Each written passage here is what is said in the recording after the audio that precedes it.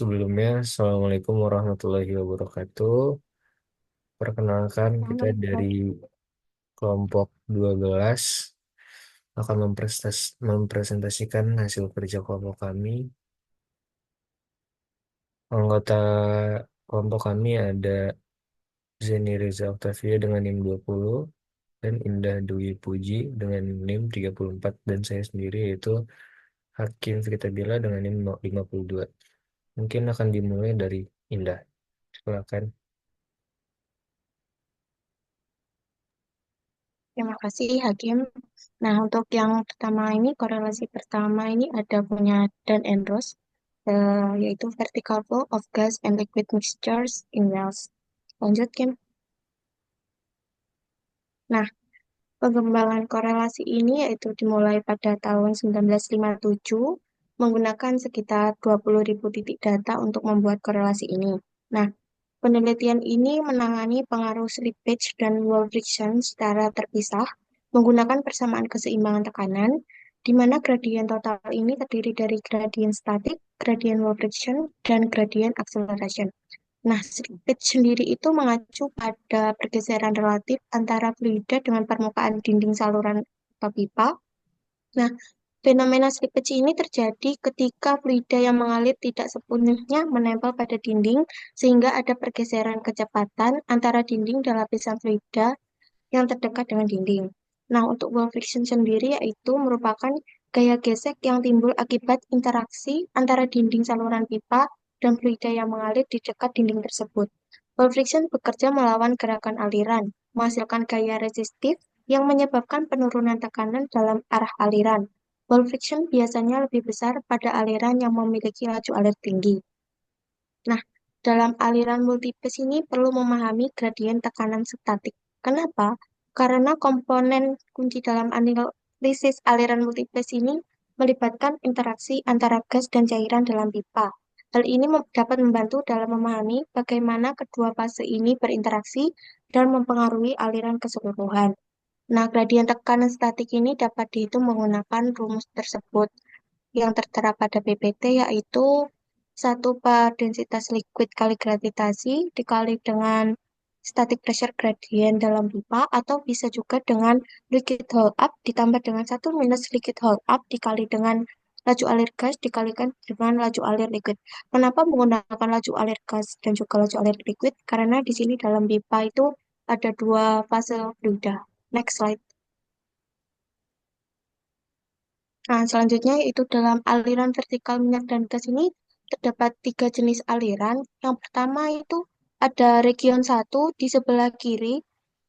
Nah, region satu ini merupakan fase cairan bersifat kontinu, mencakup bubble flow, plug flow, dan juga float flow.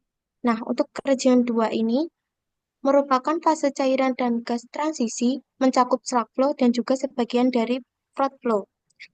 Dan region 3 ini merupakan fase gas bersifat kontinu mencakup mist flow regime.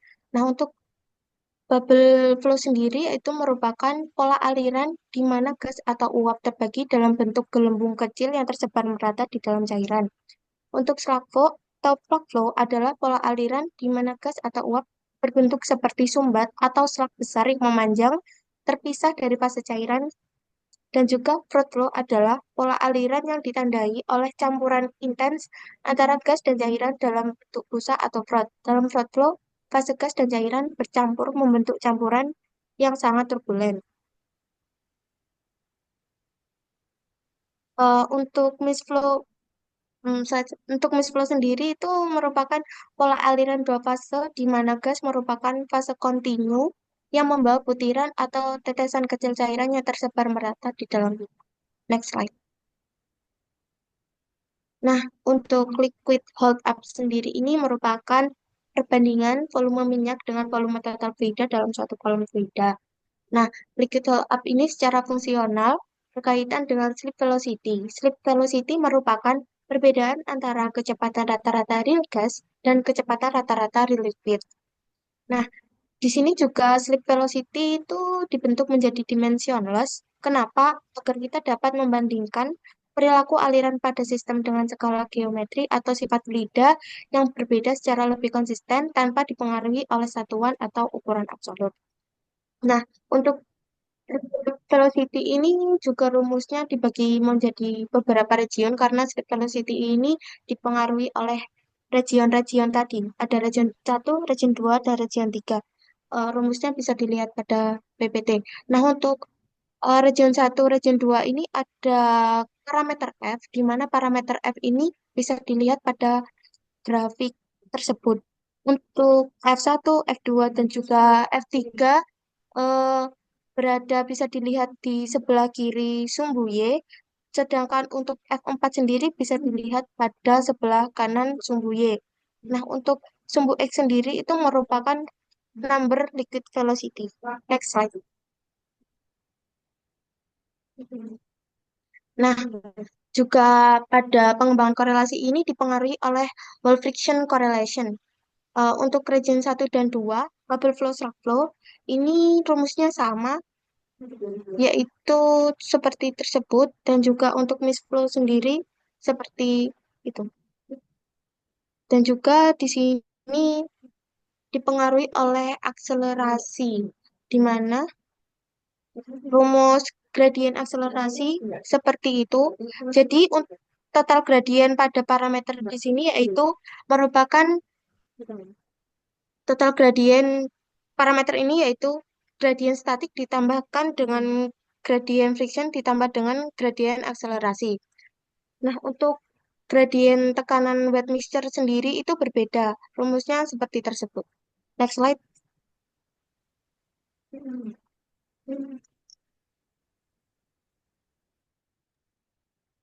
Untuk selanjutnya yaitu batasan atau asumsi dari korelasi ini. Yang pertama yaitu aliran dianggap berada dalam keadaan stabil. Kemudian asumsi tidak adanya campuran fase ketiga yang dapat mengaruhi pada dinamika aliran. Yang kemudian viskositas, densitas, dan sifat termal dari cairan dan gas dianggap konstan. Kemudian asumsi pipa yang digunakan memiliki diameter seragam sepanjang aliran. Berikutnya, gaya gravitasi dianggap konstan dan seragam di sepanjang aliran vertikal. Kemudian, cairan dan gas diasumsikan tetap dalam fase masing-masing tanpa adanya perubahan. Dan yang terakhir, korelasi ini mengasumsikan adanya gesekan antara fluida dan dinding pipa, namun model gesekan diasumsikan linear. Selanjutnya ada kelebihan dan kekurangan, yaitu kelebihan yang pertama, akurasi prediksi yang meningkat. Nah, korelasi korelasi baru yang dikembangkan melalui eksperimen laboratorium yang besar-besaran menawarkan perbaikan yang signifikan dalam memprediksi variasi tekanan. Ini dibandingkan dengan metode sebelumnya, sehingga korelasi ini memungkinkan aplikasi yang lebih luas di berbagai kondisi lapangan. Nah, korelasi ini juga dapat digunakan dalam berbagai ukuran pipa dan rasio gas cair atau GLR yang berbeda, yang mana membuat relevan untuk berbagai operasi produksi minyak dan gas, termasuk gas lift dan aliran alami. Kelebihan yang ketiga, meskipun rumusnya kompleks, tapi korelasi ini dirancang agar lebih mudah digunakan dengan bantuan komputer yang dapat menyederhanakan proses perhitungan dalam praktik lapangan. Kekurangan korelasi ini sangat rumit dan banyak faktor yang harus dipertimbangkan seperti viskositas cairan, tegangan permukaan, dan friksi dinding pipa, yang mana membuat sulit diaplikasikan tanpa bantuan teknologi dari komputer. Yang kedua, korelasi ini kurang akurat ketika ada air dalam campuran yang membentuk emulsi yang stabil dengan minyak, karena sifat alirannya berubah dan menyebabkan ketidakpastian dalam hasil prediksi tekanan. Lalu ketergantungan pada pengukuran empiris untuk suhu. Nah, korelasi ini membutuhkan profil suhu vertikal empiris untuk hasil yang optimal, yang mana bisa menjadi tangan-tangan apabila data suhu bawah tanah yang tidak akurat tersedia.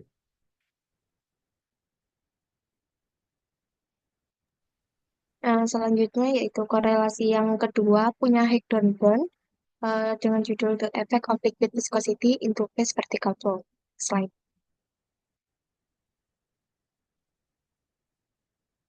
Next. Nah, untuk tujuan dari penelitian ini yaitu untuk mengetahui pengaruh viskositas cairan pada gradien tekanan aliran dua fasa. Yang kedua, untuk membandingkan korelasi dari Botman-Carpenter, apakah korelasi yang dibuat ini dapat diperluas ke ukuran pipa kecil. Yang ketiga, memodifikasi korelasi Botman dan Carpenter untuk memperhitungkan efek viskositas cairan, di mana efek ini menjadi signifikan. Pendekatan yang digunakan dalam penelitian ini yaitu menggunakan 1005 titik tekanan diukur untuk membandingkan tekanan deep traverses dengan viskositas yang berbeda dalam sumur sedalam 1500 feet. Nah, korelasi ini dikembangkan dengan memperluas karya asli Botman dan Carpenter menjadi 1/4 in. Semua faktor gesekan dihitung dari data pengujian. Tidak ada upaya yang dilakukan untuk memisahkan energi loss karena leakage up atau slippage yang disebabkan oleh friction. Selanjutnya yaitu ada viskositas gas diabaikan, viskositas liquid dipertimbangkan. Nah, selama pengujian menggunakan minyak mentah dengan viskositas 10 centipoise. Dan selanjutnya laju aliran liquid ini divariasi. Next slide. Nah, jadi pada korelasi ini didapatkan persamaan gradien seperti itu. 1/144 densitas aliran rata-rata ditambah dengan eh, fungsi korelasi untuk total energi loss dikalikan dengan liquid flow rate pangkat 2 dikalikan dengan total mass of gas and liquid pangkat 2 dibagi dengan 7,143 dikali 10 pangkat 10 kali densitas aliran rata-rata dikalikan dengan diameter tabing pangkat 5. Nah, selanjutnya persamaan ini itu dipengaruhi oleh friction factor, di mana friction factor ini rumusnya 7 dikali 143 kali 10 pangkat 10 kalikan densitas aliran rata-rata dikalikan dengan diameter tabing pangkat 5. Next slide. Untuk selanjutnya yaitu batasan dan asumsi. Asumsi yang dipakai yang pertama, bahwa kedua fase ini dapat bergerak bersamaan dengan interaksi dinamis antar keduanya. Yang kemudian, asumsi aliran bersifat steady state. Kemudian, asumsi kedua fase cukup terdispersi dan dapat dianalisis sebagai campuran homogen di sebagian besar bagian pipa. Kemudian, gravitasi dianggap sebagai faktor penting yang mempengaruhi perbedaan tekanan, gaya angkat, dan distribusi fase dalam pipa. Berikutnya, asumsi tekanan dan laju aliran berpengaruh langsung pada pola aliran dan distribusi fase dalam pipa vertikal. Selanjutnya ada kelebihan dan kekurangan. Dalam korelasi ini, kelebihannya itu mempertimbangkan pengaruh viskositas, sorry, pengaruh viskositas cairan, terutama pada tekanan gradasi aliran dua fase yang sangat penting untuk produksi minyak dan viskositas tinggi. Nah, hasil penelitian menunjukkan bahwa efek viskositas dapat diabaikan pada viskositas cairan di bawah 12 centipoise, tetapi harus diperhitungkan pada viskositas di atas nilai 12 centipoise. Nah, korelasi ini dikembangkan khusus hanya untuk pipa ukuran 1,5 inch yang banyak digunakan dalam industri perminyakan. Nah, hal ini memungkinkan prediksi yang lebih akurat dalam kondisi lapangan yang serupa. Lalu yang ketiga ada penambahan faktor pengaruh rasio gas cair. Nah, korelasi ini mengakui pentingnya memasukkan rasio gas cair sebagai parameter yang bermanfaat untuk mengoptimalkan desain injeksi gas dalam skenario gas lift. Nah, kekurangan dari korelasi ini hanya berlaku untuk pipa ukuran 1,5 inch ya, sehingga hasilnya dapat dikatakan kurang akurat jika diterapkan pada pipa-pipa yang berbeda. Perlu adanya modifikasi atau validasi lebih lanjut untuk diterapkan pada pipa ukuran lain. Kekurangan selanjutnya, keterbatasan dalam rentang viskositas transisi. Korelasi ini kurang kuat pada rentang viskositas transisi antara 12 hingga 25 centipoise, sehingga prediksi ini mungkin tidak selalu tepat dalam rentang ini, ya, terutama karena perilaku aliran mungkin dapat berubah. Lalu metode ini menggabungkan seluruh kehilangan energi ke dalam satu faktor. Kehilangan energi tanpa membedakan antara pola aliran seperti aliran gelembung, mist, atau slug yang dapat mempengaruhi presisi dalam beberapa kondisi.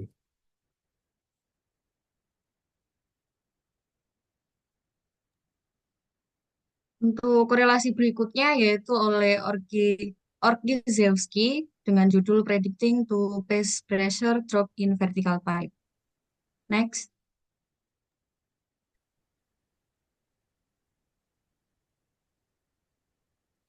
Untuk pengembangan korelasinya sendiri, pada korelasi ini yaitu mengategorikan aliran dua fase.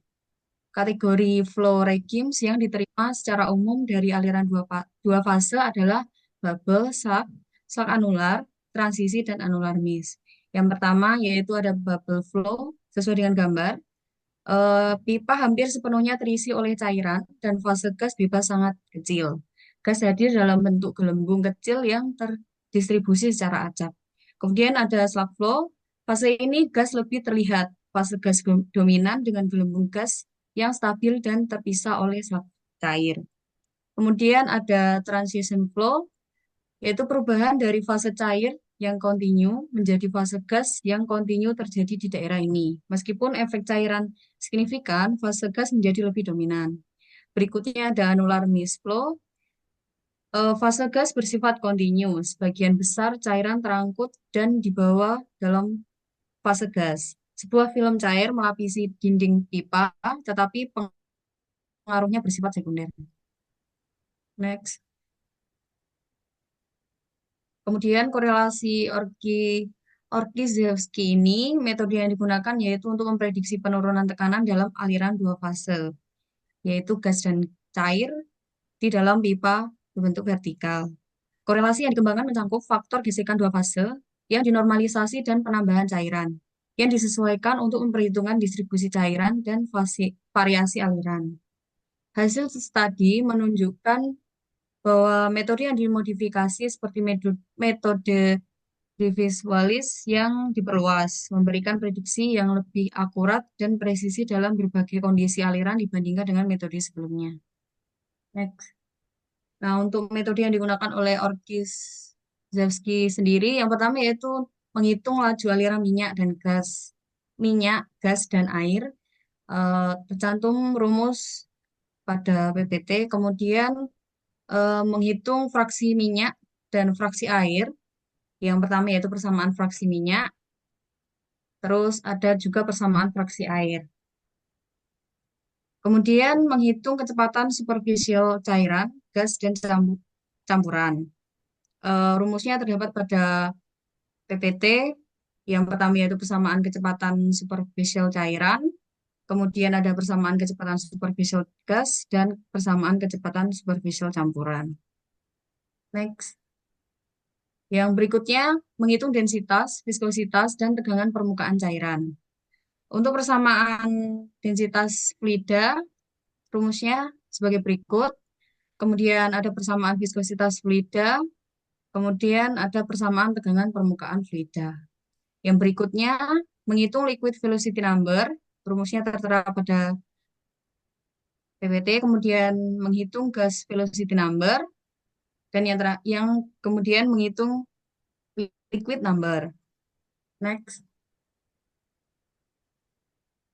Untuk berikutnya, korelasi ini menghitung diameter number, terus menghitung slug transition boundary, menghitung transition mist boundary, menghitung liquid hold up, terus menghitung slip velocity. Rumusnya tercantum pada PPT. Next. Berikutnya yaitu menghitung fraction of gas. Rumusnya sebagai berikut. Kemudian menghitung gas velocity number dan menghitung liquid number. Next.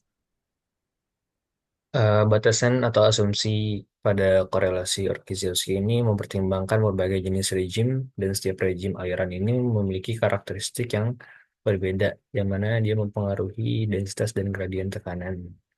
Lalu eh, batasan dan asumsi Orkiziewski dihitung adanya perbedaan kecepatan antara fase gas dan cair, slip velocity.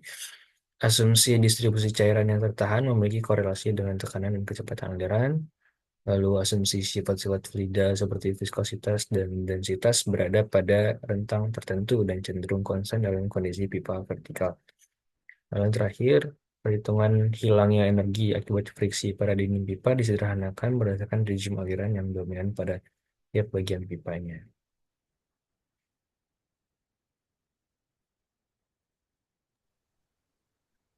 Kelebihan dari korelasi ini yaitu yang pertama, metode ini pola aliran bubble flow, soft flow, annular flow, dan mist flow sehingga prediksi penurunan tekanan lebih akurat. Dan juga yang kedua, metode dirancang pada pipa vertikal dan memberikan hasil yang cukup akurat pada kondisi sumur vertikal. Yang ketiga, menggunakan kombinasi data eksperimental dari berbagai kondisi produksi seperti flow velocity dan gas friction. Yang keempat, metode ini baik digunakan pada ukuran pipa antara 1 sampai 2 inch. Kekurangan metode ini yaitu yang pertama, metode ini kurang akurat pada kondisi aliran tinggi atau high velocity dan misflow. Yang kedua, metode ini kurang cocok untuk aplikasi pada pipa miring atau dengan variasi diameter. Yang ketiga, kurang akurat pada kondisi sumur yang berbeda dengan data uji aslinya, khususnya pada fluida atau tekanan yang bervariasi. Yang keempat, akurasi metode ini lebih rendah dibandingkan dengan metode lain yang lebih modern yang memanfaatkan metode komputasi yang lebih kompleks. Next slide.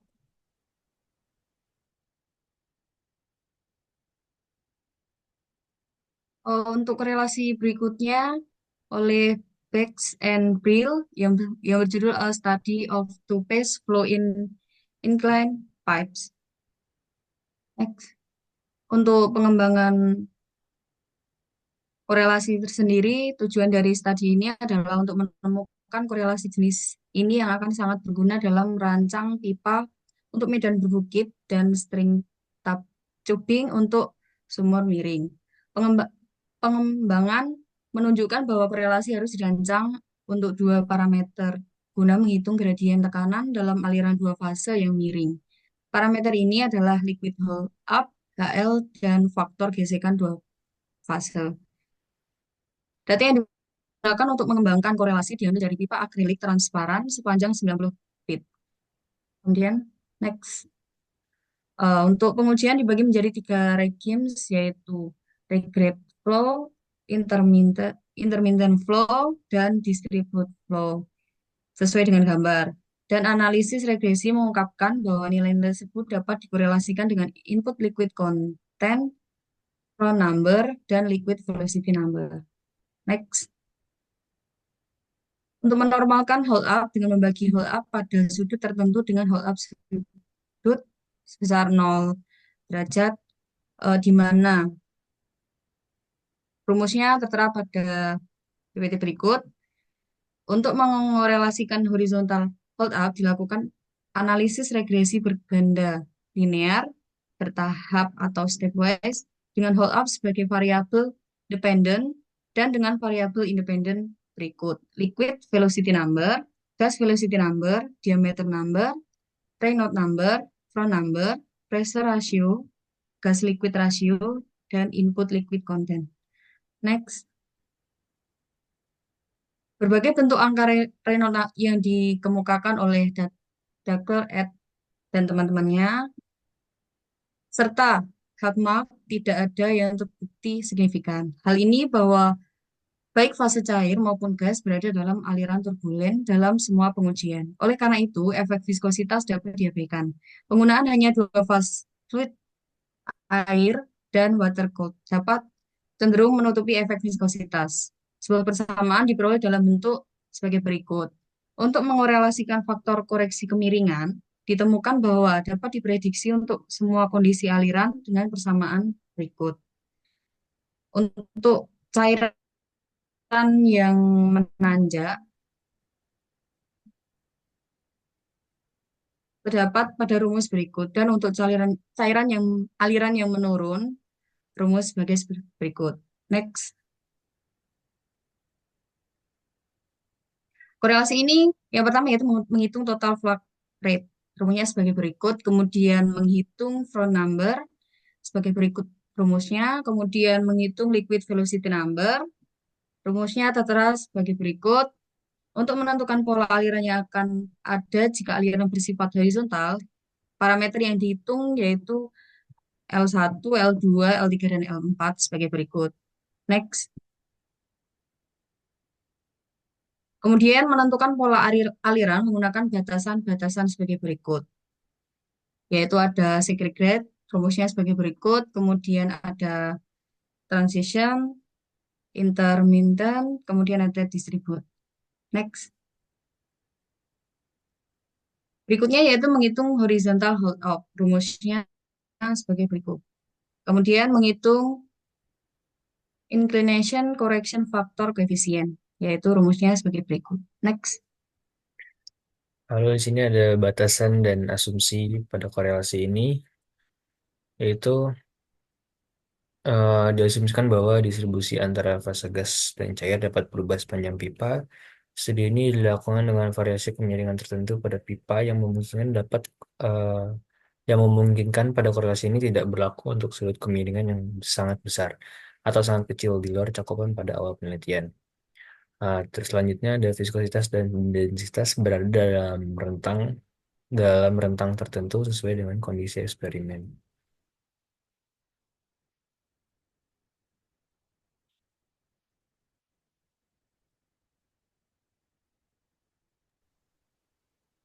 Kelebihan pada metode ini,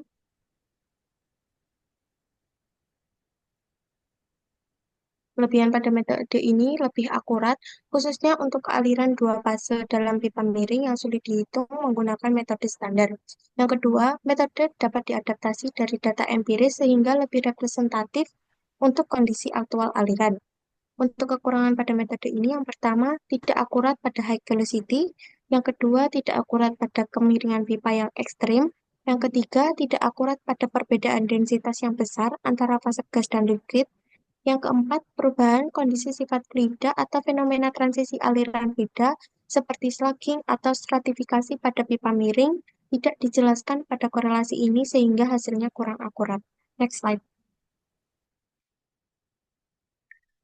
Lalu pada korelasi selanjutnya ada dari Aziz dan Fogarsi yang berjudul Pressure Drop in Wells Producing Oil and Gas. Korelasi ini menggunakan metode berbasis mekanistik untuk menghitung penurunan tekanan pada sumur. Ya, metode ini memodifikasi peta aliran dari Goffir, Redford, dan Dunn serta menerapkan keseimbangan energi mekanik untuk berbagai pola aliran. Penelitian ini dibandingkan dengan data lapangan dan metode lain menunjukkan bahwa metode yang diusulkan setidaknya sama akuratnya.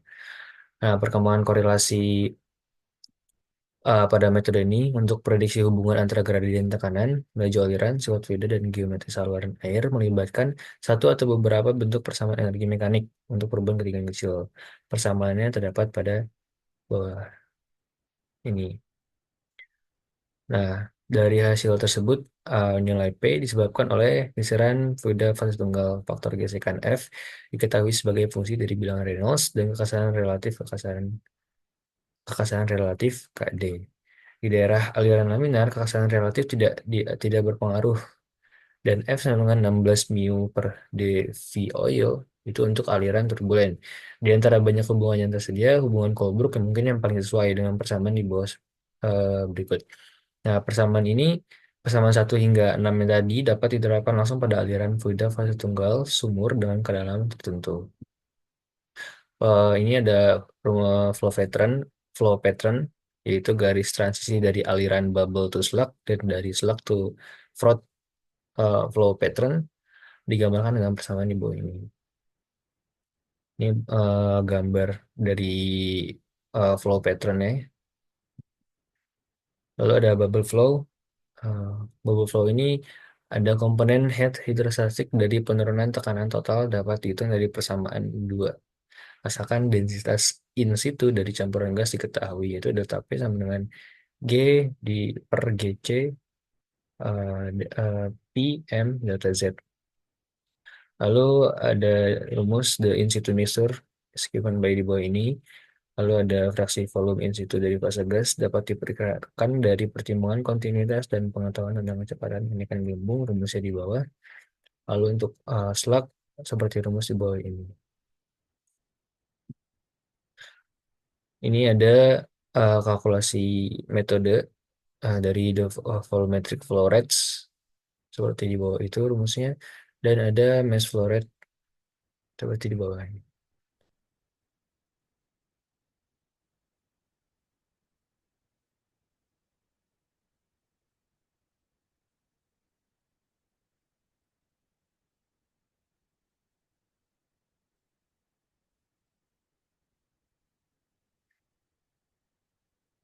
Berikut batasan atau asumsi yaitu mempertimbangkan pola aliran termasuk fase tunggal bubble flow. Penurunan tekanan dilakukan dengan penerapan persamaan energi mekanik sesuai dengan flow regime. Menggunakan data lapangan 48 sumur, perhitungan dikembangkan dalam bentuk program komputer untuk menyediakan hasil perhitungan secara efisien. Artinya ada kelebihan dan kekurangan.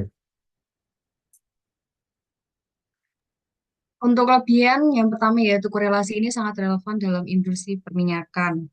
Yang kemudian korelasi ini dirancang gunakan pada variasi laju aliran, tekanan, dan temperatur yang menjadikan lebih fleksibel. Kemudian korelasi ini lebih sederhana dibandingkan model aliran kompleks lainnya. Terus korelasi ini menjadi aliran bagi pengembangan model aliran dua fase di masa depan, sehingga penelitian lanjutan dapat mengembangkan korelasi yang lebih akurat dan komprehensif. Untuk kekurangan dari korelasi ini, yang pertama, kurang akurat jika diterapkan pada kondisi lapangan yang berbeda atau ekstrim. Kemudian, korelasi ini kurang akurat jika diterapkan pada fluida dengan komposisi yang sangat bervariasi. Kemudian, korelasi ini lebih relevan untuk aliran vertikal dan tidak sesuai untuk sumur horizontal. Kemudian, korelasi ini sulit dalam menghadapi kondisi lapangan yang dinamis. Next. Selanjutnya ada korelasi dari Ansari, yaitu dengan judul A Comprehensive Mechanistic Model for Upward to Pass Flow in Wellbores. Nah, korelasi ini mengembangkan flow pattern juga, yaitu menghitung diameter minimum seperti di bawah rumusnya, ya, dan menghitung superficial velocity of liquid seperti dengan korelasi Orkiszewski tadi, yaitu dan menghitung superficial velocity of gas. Di bawah ini selanjutnya menghitung VS ketika kondisi slip atau bubblerize velocity. Nah, ini transisi dari annular flow. Pada gambar pertama dapat dilihat Teto itu mempresentasikan pekerjaan dasar pemodelan mekanistik transisi pola aliran untuk dua aliran fase seperti gambar di atas. Dan di gambar sebelah yang gambar kedua ini gambar dari superficial gas velocity. Nah, mekanisme ketidakstabilan film dapat dinyatakan dalam istilah log chart yang dimodifikasi dan parameter seperti rumus yang ada di bawah kanan. Lalu ada flow pattern prediction-nya. Langkah-langkah untuk mencari flow prediction-nya itu yang pertama menghitung HLF dulu, setelah itu menghitung PTP, lalu menghitung elevation pressure gradient, menghitung friction komponen, lalu yang terakhir menghitung kehilangan tekanan aliran dua fasa. Batasan atau asumsi yang digunakan pada metode ini yaitu yang pertama, aliran dua fasa dalam sumur terdiri dari bubble flow, slug flow, stream flow, dan annular flow. Yang kedua, adanya batas transisi pola aliran, misal dari bubble flow ke slug flow. Yang ketiga, menggunakan konsep liquid hold up dan slip velocity tergantung dari pola aliran. Yang keempat, mempertimbangkan elemen-elemen seperti friction, velocity, dan elevation. Yang kelima, yaitu ada model diuji menggunakan data lapangan yang luas dari basis data sumur untuk meningkatkan akurasi prediksi.